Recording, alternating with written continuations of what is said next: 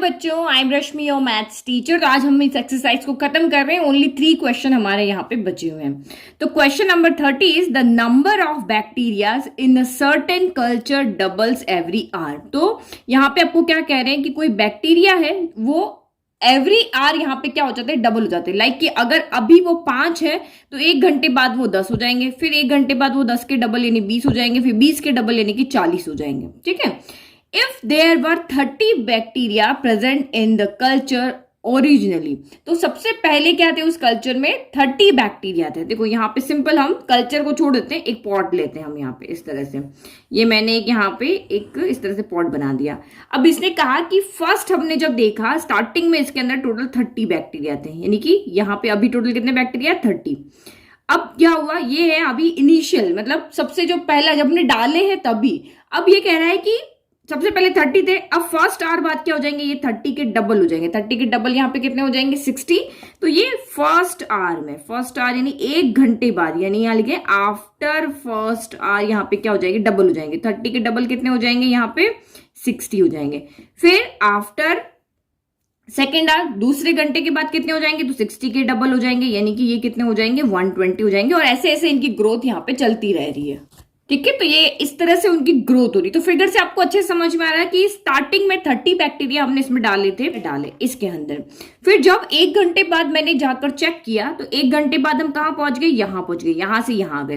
तो 1 घंटे बाद मैंने देखा तो ये 30 के 60 हो गए। फिर थोड़ी देर बाद में वापस 2 घंटे बाद गई, अब मैं यहाँ पे इस पॉइंट पे चेक करने गई तो ये 60 के कितने हो गए, 120 हो गए। फिर मैं तीसरे घंटे के बाद इसको चेक करने गई तो ये तो 120 के 240 हो गए। ऐसे ऐसे ये बढ़ते ही जा रहे हैं। तो आप यहां पे देखो, अभी हमें फाइंड क्या करना है, how many bacteria will be present at the end of second hour. तो ये कह रहा है कि जब दूसरा आवर खत्म होने वाला है तब वहां पे कितने बैक्टीरिया है। तो हमने कहा देखो पहला आवर जब खत्म हो रहा था तो 60 बैक्टीरिया थे, और आफ्टर सेकेंड आवर यहाँ पे हमारे पास 120 बैक्टीरिया थे। तो ये तो हमने सिंपल यहीं से बता दिया। फिर इसने कहा कि आफ्टर फोर्थ आवर कितने होंगे, तो फोर्थ आवर तो हम बार बार ऐसे थोड़ी ना बनाते रहेंगे कि मैं यहीं पे कैलकुलेट करती रहूंगी, तो मुझे यहाँ पे कुछ बनाना पड़ेगा। तो जो हमारा यहाँ पे डेटा निकल के आ रहा है कि पहले इनिशियल स्टेज पे जो थे, एग्जिस्टिंग टाइम पे थे, वो 30 थे, फिर 60 हो गए, फिर 120 हो गए, 240 हो गए। तो हम उसको फॉर्मूला से फोर्थ और एनथ आवर का यहाँ पे फाइंड कर लेंगे। तो पहले देखें ये एपीए या जीपी कौन से फॉर्मूला से हम यहाँ पे टर्म को फाइंड कर रहे हैं। तो जो मैंने आपको फिगर में एक्सप्लेन किया वो मैंने यहाँ पे एज इट इज लिख दिया कि सबसे पहले जो थे 30 थे, फिर 1 घंटे बाद 60 हो गए, 2 घंटे बाद 120 हो गए, 3 घंटे बाद 240 हो गए, और ऐसे ऐसे वो अपनी ग्रोथ बढ़ाते रह रहे और ये चलता रह रहा है। तो जो हमारा जो सीक्वेंस बन रही है पहले वो देखते हैं। नाउ सीक्वेंस जो हमने यहाँ पे बनाई है, क्योंकि सीक्वेंस बनेगी तभी तो हम कोई भी टर्म यहाँ पे फाइंड कर सकते हैं। तो नाउ सीक्वेंस इज आपकी यहाँ पे बनी है, सबसे पहले आया है 30, फिर 30 का डबल हुआ है 60, देन 60 का डबल हुआ है 120, देन 120 का डबल हुआ है 240, और इस तरह ये आपका चलता ही जा रहा है, आगे आगे चलता ही जा रहा है। ठीक है। तो आप देखो ये सबसे पहले एपीए या जीपी है, तो मुझे साफ यहाँ पे दिख रहा है कि 30 को 2 से मल्टीप्लाई करने पर 60 आ रहा है, 60 को 2 से मल्टीप्लाई करने पर 120 आ रहा है, 120 को 2 से मल्टीप्लाई, यानी एक सेम नंबर को आप बार बार मल्टीप्लाई कर रहे हो तो हमारा यहाँ पे नेक्स्ट टर्म हमें यहाँ पे मिल रही, दैट मीन्स ये आपकी जीपी है। तो जीपी की फर्स्ट टर्म यहाँ पे क्या हो गई, फर्स्ट टर्म आपकी 30 हो गई। कॉमन रेशियो यहाँ पे कितना हो गया, कॉमन रेशियो होता है A2/A1 हो गया। तो ये हमारा यहाँ पे क्या है, ये यहाँ पे है हमारा A1, first term A1, second term A2, ये है A3, ये है A4। तो R इक्वल टू क्या हो गया आपका A2/A1 हो गया, यानी 60 बाय मैं अगर 2 कर देती हूँ, 60 बाय आपका 30 आएगा, तो ये कैंसिल होके आपका 2 आ गया। मैं 120/60 करूंगी यहाँ पे तो भी मेरा 2 आएगा, 240/120 करूंगी तो भी ये 2 आएगा। नाउ अब इसने कहा कि how many bacteria will be present at the end of the second hour. Second hour पे कितने बैक्टीरिया होंगे, तो ये तो हमने क्वेश्चन में ही लिखा हुआ है। तो सीधा यहाँ पे 3 हमें फाइंड करना है, फर्स्ट आपको सेकेंड आवर का, फिर फोर्थ आवर का, फिर एंथ आवर का। तो फर्स्ट हमने यहाँ तो सीधा का सीधा कैलकुलेट कर लिया, सीधा का वही लिख लेते हैं। ठीक है। तो बढ़िया लिख देखो, after second hour number of bacteria, यानी थर्ड नंबर की जो टर्म है हमारी वो होगी। अब देखो ये चीज यहाँ पे समझनी जरूरी है। आप यहाँ पे ये गलती मत कर देना कि सेकेंड आवर बोला है तो हम A2 लिख दें, क्योंकि हमारी जो ग्रोथ बैक्टीरिया के स्टार्ट हुई है वो सेकेंड टर्म से स्टार्ट हुई। पहले हमने जितने डाले, यानी स्टार्टिंग में हमने जितने डाले वो हमारा यहाँ पे फर्स्ट टर्म है, लेकिन यहां से हम काउंट कर, यहाँ पे 0 टाइम है, जब हमने डाला तब यहाँ पे कोई टाइम नहीं हो रहा है, 1 सेकंड है, 2 सेकंड है, लेकिन 1 घंटे के बाद में ये प्रोसेस हुई है, तो जो हमारा A2 है वो आफ्टर फर्स्ट आवर है, जो हमारा A3 है वो आफ्टर सेकंड आवर है, जो हमारा A4 है वो आफ्टर 3 आवर है। यानी ये 2 है तो यहाँ पे 1 आवर की बात हो रही है, ये 3 है तो यहाँ पे सेकंड आवर की बात हो रही है, यहाँ पे आपका 4 है तो यहाँ पे थर्ड आवर की बात हो रही है। तो फोर्थ आवर के लिए, ये जो फोर्थ आवर के लिए आपका नंबर ऑफ बैक्टीरिया, यानी कि देखो सेकंड आवर के लिए A3 था, तो फोर्थ आवर के लिए आपका यहाँ पे क्या हो जाएगा, A5 हो जाएगा, क्योंकि यहाँ पे एक फर्स्ट टर्म को ऐड करने से इनकी नंबरिंग जो है वो चेंज हो गई है। फर्स्ट आवर का मतलब यहाँ पे A1 नहीं है, फर्स्ट आवर की अगर हम बात कर रहे हैं तो A2 है, सेकंड आवर के लिए A3 है, थर्ड आवर के लिए A4 है, तो वैसे ही फोर्थ आवर के लिए यहाँ पे A5 यानी फिफ्थ नंबर की टर्म होगी। सेकंड आवर के लिए थर्ड नंबर की टर्म देख रहे हैं, और अगर आपको थर्ड आर के लिए देखना है तो हम फोर्थ नंबर की टर्म देखेंगे, और फोर्थ आर के लिए देखना है तो हम फिफ्थ नंबर की टर्म देखेंगे। अब हमारे पास फॉर्मूला है, फॉर्मूला क्या होता है, A N equal to A are की पावर एन माइनस 1, ये वाला हमारे पास फॉर्मूला होता है, तो बस इसमें वैल्यू रख दो। तो यहाँ पे आपने रखा A5 इक्वल टू ए हो जाएगा, ए आपका कितना, ये फॉर्मूला लग दो, ए आर की power N minus 1, fifth term है तो आर माइनस 1 क्या हो जाएगा, 5 माइनस 1 हो जाएगा, तो ए आर की पावर 4 हो जाएगा। तो अब वैल्यू रखो, ए कितना है आपका यहाँ पे 30 है, और आर कितना है, आर आपका यहाँ पे 2 है, तो 2 पावर 4 हो गया। तो इसको सॉल्व कर लेते हैं, तो 30 इंटू 2 पावर 4 कितना होता है, 16 होता है, तो 16 इंटू 3 कितना होता है, 48 होता है, तो 480 हो गया। यानी कि देखो 240 का डबल ही होगा। ए फिफ्थ टर्म तो हम सीधे यहीं पे देख रहे हैं, पर सब ऐसी नहीं निकालनी, हमको फॉर्मूला से भी कुछ निकालनी है। तो आफ्टर फोर्थ आवर जो नंबर ऑफ बैक्टीरिया होंगे वो कितने हो जाएंगे, आपके 480 हो जाएंगे। ठीक है, अब इसने कहा आफ्टर nth आवर कितने होंगे, तो देखो ये फिर से समझो, सेकंड के लिए 3 था, एक सेकंड आवर के लिए थर्ड टर्म थी, फोर्थ आर के लिए फिफ्थ टर्म थी, तो nth आर के लिए कौन से नंबर की टर्म निकालेंगे, इससे आगे वाली n+1th टर्म निकालेंगे। ये समझ में आ रहा है, आर का और टाइम का क्या रिलेशन चल, यहाँ पे आर का और टर्म का क्या रिलेशन चल रहा है वो दिमाग में रखना है। ओके, तो रख दिया हम वैल्यू an+1, वही फॉर्मूला n की जगह n+1 रखना है, तो a r की पावर n की जगह पे आप क्या रखोगे, अब यहाँ पे n की जगह पे हम रखेंगे n+1, और फॉर्मूले में -1 है ये, तो ये -1 हो गया, तो ये +1 से आपका -1 कैंसिल हो गया, तो a r की पावर यहाँ पे n बच गया, तो a r की पावर n बच गया, तो वैल्यू रख दो, वैल्यू तो है हमारे पास, ये 30 है और r कितना है, 2 की पावर n है, तो बस फाइनल हमारा यहाँ पे हम कह रहे हैं कि an+1, अच्छा ये मैंने गलती से ऊपर लिख दिया, an+1 जो होगा, an+1 जो होगा वो आपका कितना होगा, 30 इंटू 2 की पावर यहाँ पे हो जाएगा n हो जाएगा, तो ये हमारा यहाँ पे आ गया nth टर्म। अब nth टर्म आ गया ना, n इक्वल टू आप यहाँ पे 1 रखोगे तो आपको फर्स्ट टर्म मिल जाएगी, n इक्वल टू 2 रखोगे आप यहाँ पे, देखो n इक्वल टू 1 रखोगे तो 1+1 यानी कि आपकी सेकेंड टर्म मिलेगी। देखो n की जगह मैंने 1 रखा तो 1+1 कितना हो जाएगा, A2 हो जाएगा, A2 आपकी यहाँ पे कितनी आ रही है, 30 इंटू 2 60 आ रही है, तो ये देखो हमें 60 मिल रही है। n इक्वल टू आप यहाँ पे 2 रखोगे तो 2+1 यानी थर्ड टर्म, तो 2 पावर 2 4 4 3 जा 120, तो देखो ये यहाँ पे 120 आपकी यहाँ पे क्या आ रही है, थर्ड टर्म आ रही है, तो इस तरह से हमारा ये क्वेश्चन होगा। ठीक है, सिंपल, तो कभी भी इसमें कंफ्यूज नहीं होना है, जितने आपने स्टार्टिंग में डाले हैं वो भी इसमें इंक्लूड होगा। आप ये सीधा नहीं लिख सकते कि फर्स्ट आर का 60 कर दो, वो गलत हो जाएगा आपका क्वेश्चन। जितने हमने स्टार्टिंग में रखे हैं, देखो अभी और भी क्वेश्चन आएंगे तो वहां पे भी आपको और अच्छे से समझ में आएगा कि यहाँ पे सिर्फ बच्चे सबसे ज्यादा गलती यही करते हैं कि ये फर्स्ट टर्म को यहाँ पे छोड़ देते हैं, बट ऐसे नहीं है, आपको जो 30 बैक्टीरिया स्टार्टिंग में डाले हैं वहीं से आपकी सीक्वेंस को बनाना है।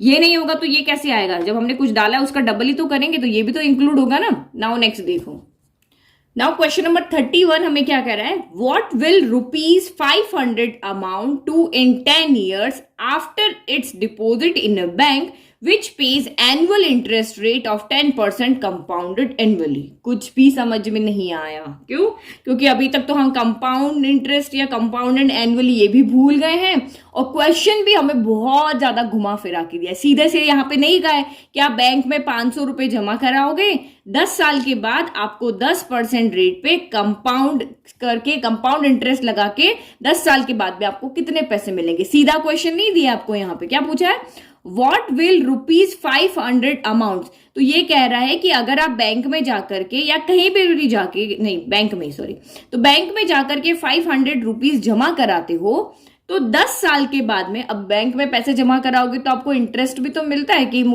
मैंने यहाँ पे 5% इंटरेस्ट से जमा कराए हैं, मतलब कि मुझे 500 पे 5% का ब्याज मिलेगा। इसी तरीके से होते ना, आपके मम्मी पापा बात करते ना, एफडी कराइए 5% का इंटरेस्ट मिलेगा, आरडी कराइए इतना मिलेगा। तो ये भी यही कर रहा है, 500 रुपए लेकर के गया बैंक में, इसने 10 साल के लिए जमा कराए और 10% की रेट पे जमा कराए, लेकिन इंटरेस्ट जो मिल रहा है उसको कंपाउंड मिल रहा है। देखो, दो तरह के इंटरेस्ट होते हैं, सिंपल इंटरेस्ट होता है और एक कंपाउंड इंटरेस्ट होता है। देखो पहले ये चीज समझते हैं, क्योंकि यही क्वेश्चन अगर आपका सिंपल इंटरेस्ट में आया तो अलग तरीके से होगा और कंपाउंड इंटरेस्ट में आया तो अलग तरीके से होगा। ओके, तो ये दो तरह के इंटरेस्ट हमें मिलते हैं। देखो, मुझे किसी से पैसे उधार लेने थे तो मैं गई, ठीक है, मैं बैंक नहीं जा रही अभी, तो मुझे पैसे उधार देने थे तो मैं अपने एक दोस्त के पास गई, तो उसने कहा कि मैं तुमसे सिंपल इंटरेस्ट लूंगा।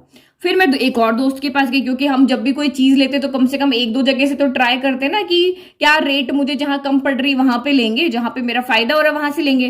तो एक दोस्त के पास जब मैं यहाँ पर गई तो इसने मुझे कहा कि मैं सिंपल इंटरेस्ट लूंगा, और जब मैं इस दोस्त के पास गई तो इसने कहा मैं कंपाउंड इंटरेस्ट लूंगा। तो मुझे समझ में नहीं आया दोनों में क्या डिफरेंस है, तो इंटरेस्ट ही है।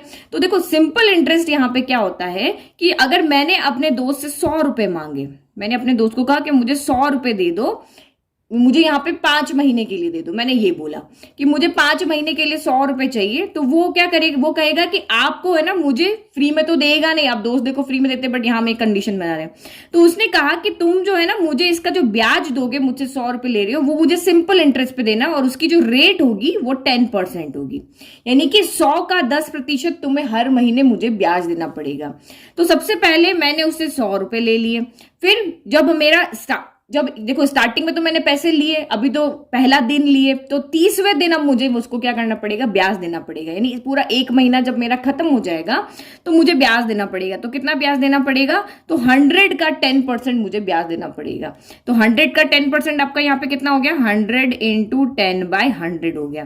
तो ये 0 से 0, ये आपका यहाँ पे एक 0 से कैंसिल, इससे कैंसिल, मतलब 10 रुपए मुझे उसका ब्याज देना पड़ेगा। एक महीने बाद अगर मैं उसको पैसे दे देती हूँ तो मैं ब्याज और मूलधन मिला के दे देती हूँ, तो मुझे उसको 110 रुपए देने पड़ेंगे। ठीक है, बात खत्म हो गई। लेट के मेरे पास 100 रुपए आ गए और मैंने उसको दे दिए, तो मैंने अगर आफ्टर 1 मंथ देती हूं तो मुझे 110 रुपए देने पड़ेंगे। और यही पैसे अगर मुझे 2 महीने बाद लौटाने हो तो मुझे कितने देने पड़ेंगे, तो अब फिर से 100 पे मेरा देखो, अब ये 110 हो गए एक महीने बाद में, अब 2 महीने बाद लौटाऊंगी तो मुझे 100 रुपए तो देने ही पड़ेंगे। पहले महीने का ब्याज देना पड़ेगा और दूसरे महीने का भी ब्याज देना पड़ेगा। तो दूसरे महीने का ब्याज भी उतने होगा, 100 का 10%, यानी कि 10 रुपए यहाँ पे हो गया। यानी कि अब मेरे रुपए कितने हो गए यहाँ पे, 120 रुपए। मैं पहले महीने में दे दूंगी तो 110 दूंगी, दूसरे महीने में दूंगी तो 120 दूंगी, और ऐसे 10 रुपीज आपके यहाँ पे ऐड होते रहेंगे। तो यानी कि आप बार बार जो यहाँ पे इंटरेस्ट निकाल रहे हो ना, वो 100 रुपए पे ही निकाल रहे हो। पहले महीने पे ओनली 100 का 10% यानी 10 रुपए हुआ, दूसरे महीने में फिर से हम यहाँ पे गए तो पहले महीने का 10 रुपए देंगे, फिर दूसरे महीने का ब्याज भी तो देंगे, तो ये अब यहाँ पे मेरे हो जाएंगे 130 रुपए, और ऐसे ऐसे मेरा यहाँ पे चलता रहेगा। तो हर टाइम जो हम यहाँ पे इंटरेस्ट निकालेंगे वो जो हमारा प्रिंसिपल अमाउंट है उसके ऊपर निकालेंगे।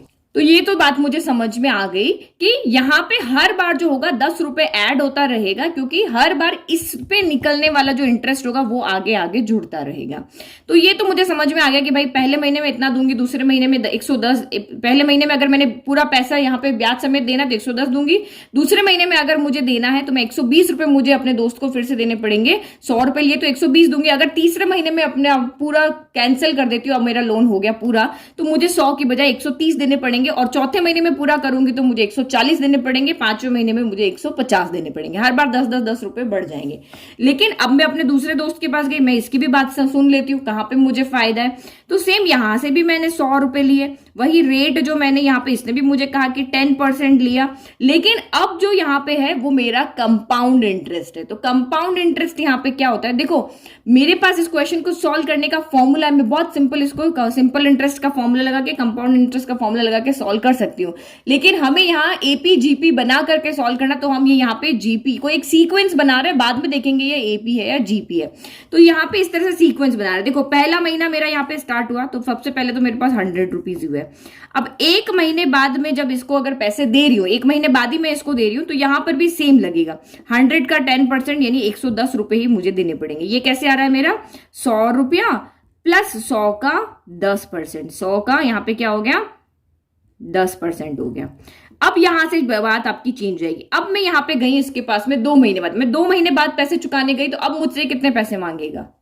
तो यहां पे ये कंडीशन चेंज रहेगी। क्यों? क्योंकि अब ये कहेगा कि जो पहले महीने का ब्याज बना था अब उसका 10%, यानी कि उसका 10% इसमें ऐड होगा। कंपाउंड इंटरेस्ट क्या होता है कि पहले महीने में मैं गई नहीं उसके पास में, तो उसने मेरे को ब्याज जोड़ के 110 रुपए कर दिया। अब मैं दूसरे महीने में उसको पैसे देने गई, तो अब वो कहेगा कि इस पे वो ब्याज नहीं निकाला, इस पे इंटरेस्ट नहीं निकालेगा, जो इस मंथ में अमाउंट हुआ है उस पे वो ब्याज निकालेगा। तो ये कितना हो जाएगा? ये कैंसिल हो गया, ये कैंसिल हो गया, यहां से क्या हो गया? 11 रुपए। यानी अब मुझे यहाँ पे कितने देने पड़ेंगे? 110 प्लस 11 रुपए मुझे यहाँ पे देने पड़ेंगे, यानी कि यहाँ पे हो जाएंगे मेरे यहाँ पर 121 रुपए हो जाएंगे। यहाँ पे कंपाउंड इंटरेस्ट लग रहा है तो मेरे कितने हो जाएंगे? 121 हो जाएंगे। लेकिन यहाँ पे कितने लग रहे थे? 120 ही लग रहे थे। अब यहाँ पे मुझे अगर पहले महीने में चुकाने पड़े तब तो कोई डिफरेंस नहीं, इधर भी 110 दे रहे, इधर भी 110 दे रहे, लेकिन दूसरे महीने में मैं जाके दूंगी तो यहाँ 120 देने पड़ेंगे, यहाँ 121 देने पड़ेंगे। और अगर मैं तीसरे महीने में जाकर के दूंगी तो अब मेरा ब्याज जो लगेगा वो 121 पे लगेगा। देखो 121 भी देने पड़ेंगे और 121 का 10% भी मुझे यहाँ पर देना पड़ेगा। तो 10 से 10 कैंसिल हो गया, एक नंबर के बाद डेसिमल लग जाएगा, 12.1 हो गया। तो अब 121 में 12.1 को ऐड करो तो 1 हो गया, 0.33 130। अब देखो यहाँ 130 रुपए हो रहे थे, लेकिन यहाँ पे 133.1, यानी अब मुझे यहाँ पे इतने रुपए देने पड़ेंगे। कितने? After third month. तो ये दोनों में आपको डिफरेंस समझ में आ गया कि इसमें जब भी आपका इंटरेस्ट कैलकुलेट होगा वो हमेशा प्रिंसिपल अमाउंट पे होगा, जितना पैसा आपने उधार लिया है उस पे होगा। और इसमें यहाँ पे कंपाउंड इंटरेस्ट में क्या होगा? एवरी मंथ का जो अमाउंट बन रहा है उस पे आपका सिंपल यहाँ पे इंटरेस्ट इंक्लूड होगा। पहले पे 100 रुपए था तो 100 का 10% निकाला और ये अमाउंट बन गया। मैं दूसरे महीने में देने गई तो अब जो अमाउंट बन रहा है पहले महीने के बाद उसका हम 10% निकालेंगे और हम इस रुपीज में ऐड करेंगे, 121 लेगा। अगर मैं तीसरे महीने के बाद जाती हूँ तो अब जो अमाउंट बन रहा है उस पे वो 10% का ब्याज जोड़ेगा, ब्याज निकालेगा और ऐड करके अब मुझसे ये इतने रुपए लेगा। तो मैं देख रही हूँ यार सिंपल इंटरेस्ट में फायदा है, यहाँ तो हर महीने मेरा ब्याज बढ़ते ही जा रहा है, यहाँ पे तो सेम चला 10 रुपए बार बार यहाँ पे ऐड हो रहे हैं और हमें मिल रहा है। लेकिन यहाँ पे तो बार बार पहले 110 हो गया, फिर 100 यहाँ पे 20 हो रहा था, 121 हो गया, यहाँ 130 था, 133 हो गया, आगे तो और बढ़ जाएगा। तो यही है। तो सिंपल अगर आपको फॉर्मूला देखना है ना, तो अब ये क्वेश्चन अगर सिंपल 8th क्लास में 7th क्लास में पूछते हैं तो सिंपल इंटरेस्ट फाइंड करने का फॉर्मूला हमारे पास होता है P into r into t by यहाँ पे होता है 100। तो P होता है प्रिंसिपल अमाउंट, R होता है रेट और T होता है आपका टाइम। मतलब आपने 4 महीने के लिए लिया, यानी कि 1 साल के लिए लिया, 2 साल के लिए, 3 साल के लिए लिया, तो उसके अकॉर्डिंग आपकी रेट हो जाती है। तो यहां से हम निकाल सकते हैं तो कितना अमाउंट हमें चुकाना पड़ेगा। तो इसमें आपको यहाँ पे प्रिंसिपल अमाउंट को भी ऐड करने देता है। Principal amount plus simple interest अगर आप यहाँ पे कर देते हो तो आपका ये अमाउंट आ जाएगा। अमाउंट यहाँ पे कैसे आता है, यानी आप 1 महीने या 1 साल बाद कितने रुपीज आप चुकाओगे, तो अमाउंट आ जाता है आपका यहाँ पे जो आपका प्रिंसिपल अमाउंट है प्लस आपका यहाँ पे जो सिंपल इंटरेस्ट, इस तरह से आ जाएगा। और कंपाउंड इंटरेस्ट का फॉर्मूला जो होता है, मैं फॉर्मूला भी बता रही हूँ ताकि आपको ध्यान में रहे। तो कंपाउंड इंटरेस्ट में सीधा का सीधा अमाउंट निकालने का फॉर्मूला, अगर आपको इंटरेस्ट निकालना है ना यहाँ पर, तो आपके अमाउंट में से प्रिंसिपल को सब्ट्रैक्ट कर दो। यहाँ पे अगर कंपाउंड इंटरेस्ट अगर आपको चाहिए तो अमाउंट, टोटल जो अमाउंट आपका इस फॉर्मूले से आ रहा है, मतलब ये 133 आ रहा है, इसको 100 में से सब्ट्रैक्ट कर दो तो यहाँ पे आपको ब्याज पता चल जाएगा कि 33 रुपए मेरा कुछ ब्याज आ रहा है। तो हम अमाउंट में से क्या कर देते हैं, प्रिंसिपल को सब्ट्रैक्ट कर देते हैं। ठीक है। तो ये जो टाइम होता है ना, ये हमेशा इसमें ईयरली होता है। यहाँ पे मंथ वाइज लिया पर मंथ वाइज नहीं होगा, इसमें टाइम ईयरली होता है। तो ये आपको अच्छे से समझ में आ गया। बट हमें फॉर्मूला नहीं लगाना, हमें इस तरह से यहाँ पे सीक्वेंस बनाना है। तो हम अपने क्वेश्चन के लिए भी सीक्वेंस बना लें। तो ये अब यहां से हम आ गए क्वेश्चन पे, तो वही हम करें। हमें क्या है, कंपाउंडेड का है, कंपाउंड इंटरेस्ट का है। तो हम स्टार्टिंग अमाउंट हमने कितने उधार लिए या फिर बैंक में यहाँ पे डिपॉजिट कराए, ठीक है। इसको इंटरेस्ट लेना है, किसी को देना नहीं है। तो इसने बैंक में 500 रुपए जमा कराए। अब ये यहाँ पे ईयरली नहीं, तो आफ्टर 1 ईयर, क्योंकि 10 साल के बाद ये जाके पैसे लेगा ना, तो 1 साल के, क्योंकि यहाँ पे एनुअली ही होता है। तो आफ्टर 1 ईयर, 1 साल के बाद कितना अमाउंट हो जाएगा, तो 500 तो होगा ही और इस 500 पर 10% यहाँ पे इंटरेस्ट ऐड हो जाएगा। तो इसको सॉल्व करो तो ये 500 हो गया प्लस 10%, तो 10/100 इंटू 500 हो गया। तो 1 0 से कैंसिल, 1 0 से ये कैंसिल, यानी 500 प्लस 50 यानी कि 550 रुपीज हो गया। यानी कि 1 साल के बाद जाकर के अगर ये पैसे लेता है तो 500 के इसको 550 यहाँ पे मिल जाएंगे। फिर अगर ये 2 साल के बाद लेता है तो उसको कितने मिलेंगे, तो यहाँ पे आफ्टर 2 ईयर, अमाउंट कितना हो जाएगा, तो देखो ये कंपाउंड इंटरेस्ट है ना, तो ये नहीं आएगा। अब ये है कंपाउंड इंटरेस्ट में 1 साल के बाद जो अमाउंट आया, देखो इसमें फायदा है, इसमें जब भी हम यहाँ पे पैसे डिपॉजिट कराते हैं ना बैंक में, चाहे एफडी कराओ चाहे आरडी कराओ, हमेशा कंपाउंड इंटरेस्ट पे ही होती, तभी तो हमें फायदा होता है। बाकी बार बार इस पे मिलेगा तो सेम अमाउंट मिलेगा, जैसे जैसे हमारा पैसा बढ़ता जाएगा वैसे वैसे हमारा इंटरेस्ट भी यहाँ पे बढ़ता जाएगा। तो 550 हो गया, और अब 10% किसका होगा, यहाँ पर 550 का होगा। ये समझ में आ गया। अगर सिंपल इंटरेस्ट होता तो बार बार 500 का ही 10% होता। फिर से हम यहाँ पे देखो यहाँ पे 5% हो गया, 550 प्लस 10% ऑफ 500 होता अगर ये सिंपल इंटरेस्ट होता। बट यहाँ पे कंपाउंड इंटरेस्ट है, तो इससे जस्ट पहले वाले साल का जो अमाउंट है उसका 10% होगा। तो इसको भी सॉल्व करो, तो ये हो गया 500 प्लस 10/100 इंटू आपका 550 यहाँ पे हो गया। तो 1 0 से 1 0 कैंसिल, 1 0 से 1 0 कैंसिल, तो 500 प्लस 55 यानी कि 1 सेकेंड कुछ गड़बड़, यस ये हुई ना, यहाँ 550 है। तो 550 प्लस 55 आपका कितना हो गया, 605 हो गया। तो बस 3 टर्म काफी, हमें कोई सीक्वेंस बनाने के लिए कोई पूरा नहीं लिखना है। इसने 10 ईयर तक बोला है, तो ये जो अमाउंट हमारा जाएगा वो यहाँ पर 10 ईयर्स तक जाएगा। पहले साल का निकाल लिया, दूसरे साल का निकाले, इस तरह से हमें पूरे 10 साल का निकालना है। But we are smart student, हम यहाँ पे बार बार इसे कैलकुलेट करने नहीं जाएंगे, हम एक सीक्वेंस बनाएंगे। जो चैप्टर पढ़ रहे हैं तो उसके अकॉर्डिंग देखो, नाउ सीक्वेंस बन के हमारे पास फॉर्मूलाज है वो हम यहाँ पे लगाएंगे। तो ये सीक्वेंस आपका यहाँ पे क्या हो जाएगा, पहले स्टार्टिंग में 500 अमाउंट था, 1 साल के बाद 550 हो गया, दूसरे साल के बाद अगर आप जाओगे तो वो 605 हो गया, और इस तरह से ये 10 साल तक चलता रहेगा। तो देखो ये हमारी जो सीक्वेंस बनी है, तो जो अमाउंट हमने सबसे पहले डाला तो वो हमारी सीक्वेंस की फर्स्ट टर्म है, 550 हमारी सेकेंड टर्म है, और ये हमारी थर्ड टर्म है। तो ये जो अमाउंट आया है ये आफ्टर 1 ईयर आया है, आफ्टर फर्स्ट ईयर आया है। और ये जो अमाउंट आया है ये आपका यहाँ पे कितने आया है, आफ्टर सेकेंड ईयर आया है। ये समझ के देखना, जो पिछले क्वेश्चन में दिखाया था ना बैक्टीरिया वाला वही है। तो आफ्टर 1 ईयर अमाउंट को हम A2 कह रहे हैं, आफ्टर सेकेंड ईयर अमाउंट को हम A3 कह रहे हैं। यानी ये 1 है तो ये 2 है, ये 2 है तो यहाँ पे ये 3 है। तो हमें यहाँ पे फाइंड करना है कि 10 साल के बाद में उसको कितना अमाउंट यहाँ पे मिलेगा। तो जो हमारी यहाँ पे 10 साल के बाद हम यहाँ पे कर रहे हैं, तो वो जो हमारी टर्म होगी वो हमारी A11 होगी। देखो 1 ईयर की टर्म A2 है, सेकेंड ईयर की टर्म A3 है, तो 10 ईयर वाली टर्म कितनी होगी, A11 होगी ना। तो यही आप गड़बड़ करोगे, आप 10 ईयर को A10 फाइंड करके दिखाओगे, लेकिन वो 9th ईयर के अमाउंट दिखाएगा, 10th ईयर का अमाउंट नहीं दिखाएगा। जो हमारी सीक्वेंस बन रही है उसमें इसने गड़बड़ किया है, जो अमाउंट हमने ऐड किया ना इसने सारे नंबर को आगे पीछे कर दिया। देखो 1 साल तो तभी होगा ना जब 0 से लेकर के चलेगा और पूरे 365 दिन होंगे। तो ये जो 365 दिन स्टार्ट हो रहे वो यहां से हो रहे, तो ये पहले दिन से यहां से शुरू हो रहा है, तो ये हमारी पहली टर्म यहां पर होगी। तो अब सीक्वेंस आपकी कौन है, तो ये सीक्वेंस आपको चेक करना पड़ेगा पहले, ये एपी है या जीपी है। तो देखो मैं आर यहाँ पे कैलकुलेट करके देखती हूँ। तो ये आर क्या होता है, A2/A1 करें, सिर्फ 3 है तो हमारा पता चल जाएगा। देखो 550/500 किया, 1 0 से 1 0 कैंसिल हो गया, 5 की टेबल में ये 10 टाइम आया और 5 की टेबल में 11 आया, यानी कि 1.1 आ रहा है। और यहाँ पे आर अगर मैं A3/A2 देखूं तो ये 605/550 है। तो 5 से कैंसिल करो, 1 टाइम गया, फिर 2 टाइम गया और 1 टाइम गया, यहां से गया 1 1 और 0। तो 11 की टेबल में आया 1 टाइम और 0, 11 की टेबल 120 आता है 11 टाइम। तो ये भी आपका यहाँ पे कितना आ रहा है, 1.1 आ रहा है। दैट मीन्स ये आपकी यहाँ पे क्या है, जीपी है। तो अब हमें यहाँ पे 10th ईयर वाली टर्म यानी कि A11 निकालनी है कि 10 साल के बाद उसको कितना अमाउंट मिलेगा। तो A11 के लिए हमारे पास यहाँ पे फॉर्मूला है, कोई भी टर्म निकालने के लिए हमारे पास फॉर्मूला है AR⁻n-1। तो यहां से इस फॉर्मूले के अंदर हमें क्या क्या दिया हुआ है, तो सबसे पहले n इक्वल टू हमारे पास 11 है, क्योंकि आपको 11th टर्म यहाँ पे फाइंड करनी है। नाउ a कौन है, a आपकी फर्स्ट टर्म है 500। r कौन है, तो r अभी हमने यहाँ पे कैलकुलेट किया A2/A1 जो कि हमारा कितना आ रहा है 550/500, तो ये हमारा आ रहा है 1.1। अब पुट करके सॉल्व करो तो नाउ A11 कितना हो जाएगा, तो ये हो जाएगा 500 और R कितना है, तो 1.1 की पावर n-1 यानी 11-1। तो ये हो गया 500, 1.1 की पावर 10 हो गया और ये A11 हो गया। ये हमारा हो गया यहाँ पे फाइनल आंसर। मैंने आपको कहा था ना कि जब भी पावर 9 10 8 9 से बड़ी है हमें नहीं सॉल्व करने की जरूरत है, तो यही हमारा फाइनल आंसर और पीछे भी आपको यही आंसर दिया हुआ है।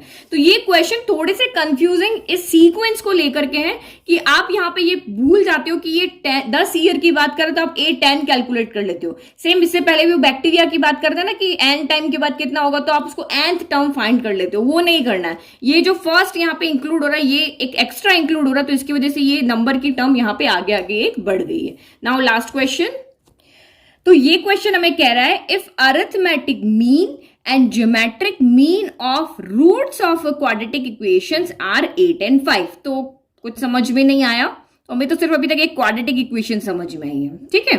Then obtain a quadratic equation, मतलब ये समझ में आया कि हमें यहाँ पे एक क्वाड्रेटिक इक्वेशन बनानी है और अरिथमेटिक मीन ज्योमेट्रिक मीन हमें यहाँ पे कुछ दिया हुआ है। तो देखो क्वाड्रेटिक इक्वेशन क्या होती है, पहले उसको समझ लेते हैं अगर थोड़ा बहुत भूल गए हो तो ये हमारी होती है quadratic equation ax square plus bx plus c equal to 0। तो जैसे कोई भी क्वाड्रेटिक इक्वेशन होगी, अगर हम उसको सॉल्व करते हैं तो हमें दो रूट्स मिलते हैं जिनको हम अल्फा और बीटा कहते थे क्लास 10th के अंदर। तो एक्चुअल में अल्फा बीटा क्या होता है, ये x की दो वैल्यू होती है, x इक्वल टू अल्फा हो गया और x इक्वल टू बीटा हो गया। तो x की ऐसी वैल्यू होती है जो इस इक्वेशन को, सिर्फ यही दो वैल्यू होती है जो इस इक्वेशन को सेटिस्फाइड करती है। सेटिस्फाइड करने का मतलब आप x की वैल्यू यहाँ पे पुट करोगे तो सॉल्व करोगे तो इक्वल 0 आएगा, और यहाँ पे दूसरी वैल्यू भी पुट करोगे सॉल्व करोगे तो आपका आंसर इक्वल में आपका क्या आएगा, 0 आएगा। तो किसी भी क्वाड्रेटिक इक्वेशन में कितने ही हमारे पास नंबर्स है लेकिन वही दो वैल्यू होगी जो इसकी सोल्यूशन होगी। तो सोल्यूशन को हम यहाँ पे क्या कहते हैं, रूट्स भी कहते हैं, जीरोस भी कहते हैं।